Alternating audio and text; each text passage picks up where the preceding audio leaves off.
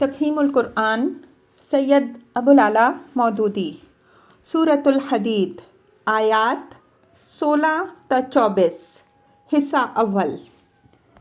اعوذ باللہ من الشیطان الرجیم، بسم اللہ الرحمن الرحیم۔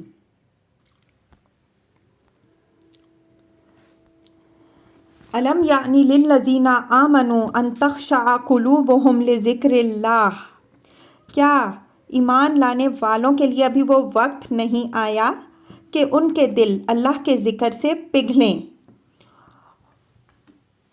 وما نزل من الحق، اور اس کے نازل کردہ حق کے آگے جھکیں۔ تفسیر۔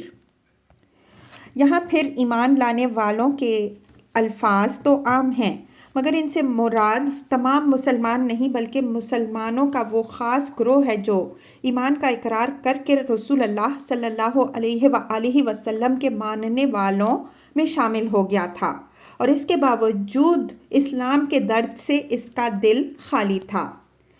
آنکھوں سے دیکھ رہا تھا کہ کفر کی تمام طاقتیں اسلام کو مٹا دینے پر تلی ہوئی ہیں۔ چاروں طرف سے انہوں نے اہل ایمان کی مٹھی بھر جماعت پر نرغہ کر رکھا تھا۔ عرب کی سرزمین میں جگہ جگہ مسلمان تختہ مشق کے ستم بنائے جا رہے ہیں۔ ملک کے گوشے گوشے سے مظلوم مسلمان سخت بے سر و سامانی کی حالت میں پناہ لینے کے لیے مدینے کی طرف بھاگے چلے آ رہے ہیں۔ مخلص مسلمانوں کی کمر ان مظلوموں کو سہارا دیتے دیتے ٹوٹی جا رہی ہے، اور دشمنوں کے مقابلے میں یہی مخلص مومن سربکف ہیں۔ مگر یہ سب کچھ دیکھ کر بھی ایمان کا دعویٰ کرنے والا یہ گروہ ٹس سے مس نہیں ہو رہا۔ اس پر ان لوگوں کو شرم دلائی جا رہی ہے کہ تم کیسے ایمان لانے والے ہو۔ اسلام کے لیے حالات نزاکت کی اس حد کو پہنچ چکے ہیں، کیا اب بھی وہ وقت نہیں آیا کہ اللہ کا ذکر سن کر تمہارے دل پگھلیں اور اس دین کے لیے تمہارے دلوں میں ایثار و قربانی اور سرفروشی کا جذبہ پیدا ہو؟ کیا ایمان لانے والے ایسے ہی ہوتے ہیں کہ اللہ کے دین پر برا وقت آئے اور وہ اس کی ذرا سی ٹیس بھی اپنے دل میں محسوس نہ کریں؟ اللہ کے نام پر انہیں پکارا جائے اور وہ اپنی جگہ سے ہلیں تک نہیں۔ اللہ اپنی نازل کردہ کتاب میں خود چندے کی اپیل کرے اور اسے اپنے ذمے قرض قرار دے، اور صاف صاف یہ بھی سنا دے کہ ان حالات میں جو اپنے مال کو میرے دین سے عزیز تر رکھے گا وہ مومن نہیں بلکہ منافق ہوگا۔ اس پر بھی ان کے دل نہ خدا کے خوف سے کانپیں نہ اس کے حکم کے آگے جھکیں۔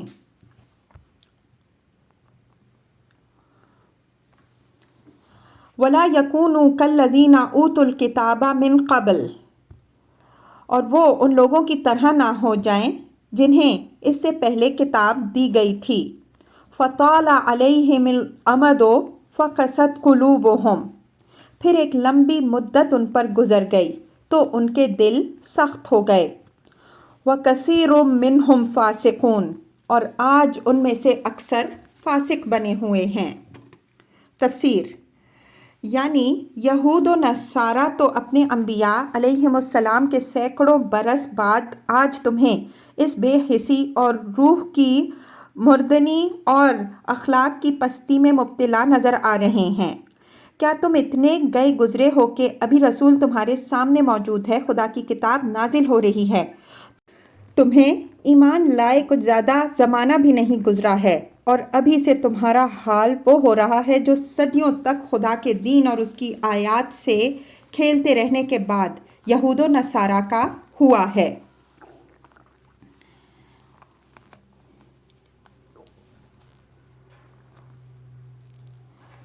اعلموا ان اللہ یحیی الارض بعد موتہا، خوب جان لو کہ اللہ زمین کو اس کی موت کے بعد زندگی بخشتا ہے۔ قد بینا لکم الآیات لعلکم تعقلون، ہم نے نشانیاں تم کو صاف صاف دکھا دی ہیں شاید کہ تم عقل سے کام لو۔ تفسیر۔ یہاں جس مناسبت سے یہ بات ارشاد ہوئی ہے اس کو اچھی طرح سمجھ لینا چاہیے۔ قرآن مجید میں متعدد مقامات پر نبوت اور کتاب کے نزول کو بارش کی برکات سے تشبیہ دی گئی ہے، کیونکہ انسانیت پر اس کے وہی اثرات مرتب ہوتے ہیں جو زمین پر بارش کے ہوا کرتے ہیں ہوا کرتے ہیں۔ جس طرح مردہ پڑی ہوئی زمین باران رحمت کا ایک چھینٹا پڑتے ہی لہلہا اٹھتی ہے، اسی طرح جس ملک میں اللہ کی رحمت سے ایک نبی مبعوث ہوتا ہے اور وحی و کتاب کا نزول شروع ہوتا ہے، وہاں مری ہوئی انسانیت یکا یک جی اٹھتی ہے، اس کے وہ جوہر کھلنے لگتے ہیں جنہیں زمانہ ہائے دراز سے جاہلیت نے پیوند خاک کر رکھا تھا۔ اس کے اندر سے اخلاق فاضلہ کے چشمے پھوٹنے لگتے ہیں اور خیرات و حسنات کے گلزار لہلہانے لگتے ہیں۔ اس حقیقت کی طرف جس غرض کے لیے یہاں اشارہ کیا گیا ہے وہ یہ ہے کہ ضعیف الایمان مسلمانوں کی آنکھیں کھلیں اور وہ اپنی حالت پر غور کریں۔ نبوت اور وحی کے باران رحمت سے انسانیت جس شان سے اثر نو زندہ ہو رہی ہے اور جس طرح اس کا دامن برکات سے مالا مال ہو رہا ہے، وہ ان کے لیے کوئی دور کی داستان نہ تھی۔ وہ خود اپنی آنکھوں سے صحابہ کرام رضی اللہ عنہم اجمعین کے پاکیزہ معاشرے میں اس کا مشاہدہ کر رہے تھے۔ رات دن کا تجربہ ان کو ہو رہا تھا۔ جاہلیت بھی اپنے تمام مفاسد کے ساتھ ان کے سامنے موجود تھی اور اسلام سے پیدا ہونے والے محاسن بھی ان کے مقابلے میں اپنی پوری بہار دکھا رہے تھے، اس لیے ان کو تفصیل کے ساتھ یہ باتیں بتانے کی کوئی حاجت نہ تھی۔ بس یہ اشارہ کر دینا کافی تھا کہ مردہ زمین کو اللہ اپنے باران رحمت سے کس طرح زندگی بخشتا ہے اور اس کی نشانیاں تم کو صاف صاف دکھا دی گئی ہیں۔ اب تم خود عقل سے کام لے کر اپنی حالت پر غور کر لو، اس نعمت سے تم کیا فائدہ اٹھا رہے ہو۔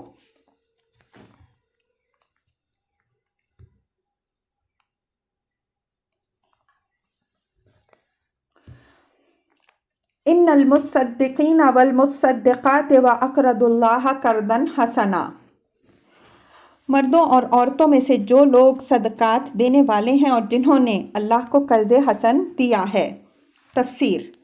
صدقہ اردو زبان میں تو بہت ہی برے معنوں میں بولا جاتا ہے، مگر اسلام کی اصطلاح میں یہ اس عطیے کو کہتے ہیں جو سچے دل سے اور خالص نیت کے ساتھ محض اللہ کی خوشنودی کے لیے دیا جائے، جس میں کوئی ریاکاری نہ ہو، کسی پر احسان نہ جتایا جائے، دینے والا صرف اس لیے دے کہ وہ اپنے رب کے لیے عبودیت کا سچا جذبہ رکھتا ہے۔